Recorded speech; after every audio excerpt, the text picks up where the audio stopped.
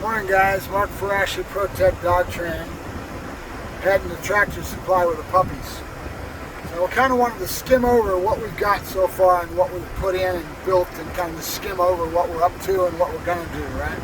So the first thing we did was we got the puppies in about 8 weeks of age. We started doing luring, and we're dealing with puppy behavior, getting them into chew toys, teaching them to be happy with that little nana. Remember that little toy that I've got, a little bone canvas? It's got a little squeaker in it, gives them something to get excited about. I get them into the learning to learn. So they've done their explosion release into that toy. They become high on that toy. It's one of the most important things that I do is really accent this whole aspect of it in regards to understanding that puppies have a very high degree of fear. It's given to them through Mother Nature, through the breeding to keep them survival. It's all about puppy can't defend himself, he can't fight, so Mother Nature gives him what he needs to be able to survive, which is to flight, to have fear. And that fear bit is really prominent in the young puppy's minds. You've got to work them through that and wait for the dog to mature and to mature through this stuff. You're constantly working them through it. We've talked about fear periods. We're not near that yet, but we'll go back to that subject as we go. So I've basically been luring. I've been teaching the dog to learn with a clicker. We've got a down and we've got a sit from a down on that table. We've built in an explosion release. Yep. We've gone to the bowls. We've got some back end awareness going. And we've accented the positive in that toy. Okay. And what we're trying to do is what they call this in dog training a fetish, right?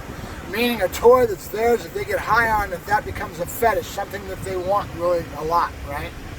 And it's a very natural thing for working dogs of this caliber to have a very high degree of retrieving and chasing things and doing this sort of thing.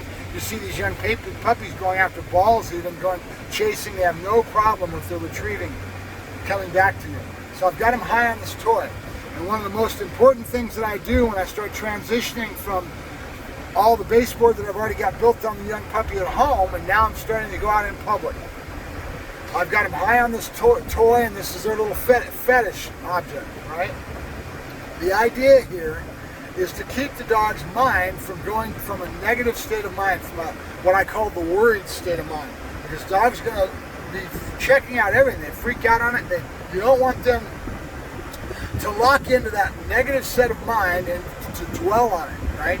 You don't want anything to burn and scald them with anything that would be over exposure that would traumatize them, meaning another dog coming at them real strong. And Mother Nature gives them a very high degree of fear for a reason. They can't fight, right? So Mother Nature gives them the ability to flight, to run. They also are very aware of what's over their head. My theory in this regards is birds of prey.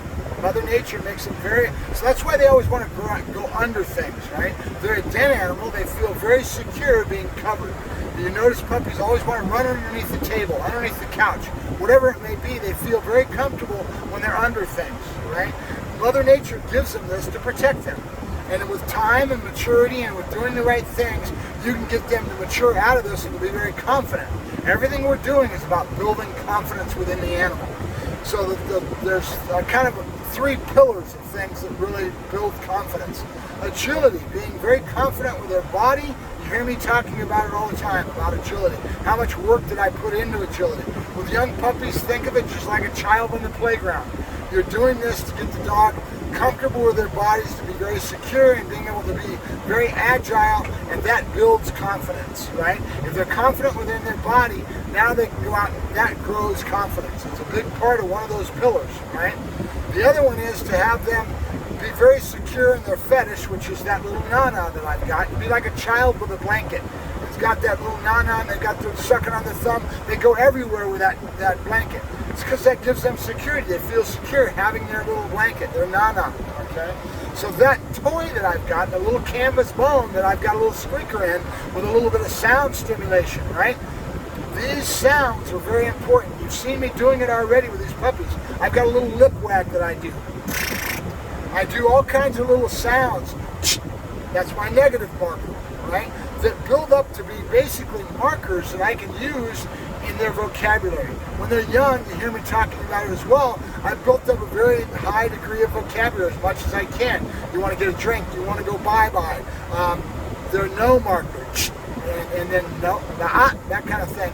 Social pressure's already been on them. These guys are very smart. They've already picked up on 90% of this stuff already, right? They're ready to go out into public. But they're going to have a high degree of fear. It's only natural. They don't have a clue what's going on. The idea is to keep them from going into the worried state of mind by using the fetish and keeping that to be redirected away from anything that may be a negative. You don't let the dog lock in and get that fear. You don't give them time enough to even go to the fear side, right? You keep them on the positive side, and you do not let their mind go into what I call the worried state of mind. That's our goal. That's our objective. And now we're going to take everything we've already built in, and we're going to put another layer on it, right? I'm going out here to Tractor Supply. I end up throwing the toy into locations that they're going to have to go after the toy that they may be a little insecure with. But that Nana is going to give them the ability to do it. And it works through their mind. The idea is we have no negative that comes at them. My job is to make sure that everything is as positive as possible, but it is stress. Another trainer was talking about socialization. I watched one of his videos, and he says, yeah, the world is stress. It is stress.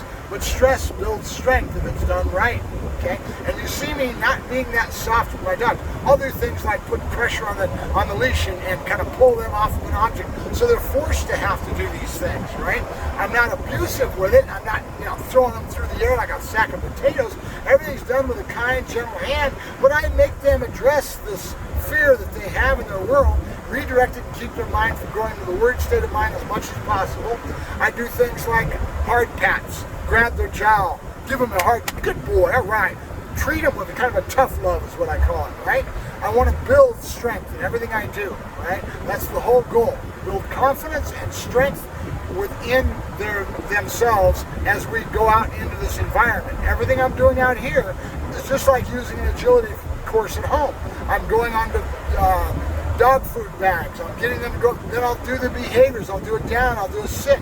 I'll do little things. I'll throw the gun out right into somebody maybe standing there. People think they look at me like I'm crazy because I'll do things like following a person and let the dog follow the legs, but I'll go the other way. All of a sudden, I'll do a right about turn and go the other way. I'm doing things that are always increasing the dog's strengths and awareness, right? That I'm going to build into the overall build of their ability to do obedience. But more importantly right now is environmental is nothing more than a confidence build. And I'm going to slowly build this every day, and they're going to get better and better until they were like Eros. Remember Eros? When I took him through this, I had him doing jumbo piles. I get my dog climbing up those little ladders at Home Depot, if I can find them in an aisle that's dead, those 3-step ladders, right, on that nice plateau. It's got a real weird surface because it's got little perforated holes in it. I want things that have difference in texture, slippery floors, ladders, all kinds of little things that challenge them and get them through. And I'm not going to throw them into the deep end of the pool on the first day. Today, the dogs are going to show weakness just on the slider coming into the door, right? And in people, they're not used to getting greeted yet. I'm going to be giving people little treats, let them feed the puppies, going down to them and crouching down and petting the puppies. I do a lot of interaction. And I believe in having as much exposure as possible. There's some trainers that don't want them to have much interaction with people. I disagree. I want to flood them so that they're so confident with people that when I build them into the real thing and I go to building them into bite work, they're so cavalier about people, they don't give a hoot about people, and they're so confident they'll go up and jump on anybody. And when I take that into the bite work, that confidence is going to transfer into their confidence within the bite work. See what I'm saying? There's a method to the madness with everything I do. Right? I've been doing it for a lot of years. I'm not too bad at it. I have my own methods and my own philosophies that I really believe in. Right? One of those is greeting the dog into people. You go out with law enforcement, a lot of times they'll talk about why would you do that? You don't want your dog to be, you want to be neutral with their environment. I understand what they're saying, but I disagree with them. Because with that confidence and that cavalier attitude about people comes an attitude of they don't even care, and when I go into the bite work, they're just, that's what it's supposed to be for. I want heavy exposure. I want them to be so saturated they don't care. Do I want them to be petted and get down and have people petting them in a circle and going frou-frou and being a couch potato mentality? No. Okay? but at the same time, I want them to be so confident with people that they're kind of cavalier. They don't care, right? So I keep it balanced. Everything's about balance. We talked about that before, right? The yin and yang, right? Yin and yang, balance in everything we do, right? Very important. All right, so that's about it. I'm going to go ahead and show you some videos. There'll be a little jumbled mess because it's just me trying to hold the camera, so it's not dead. You guys have been watching my videos for a while, so you already know what you're going to be seeing, some of you. I don't have any digital magic. I'm not into having myself strapped down to a computer. One day, maybe somebody that wants to learn to train dogs that's got some passion towards the digital magic side of film and video and all that, videography and all that, maybe I'll meet somebody that'll give me some of that energy and we'll get some good videos one of these days.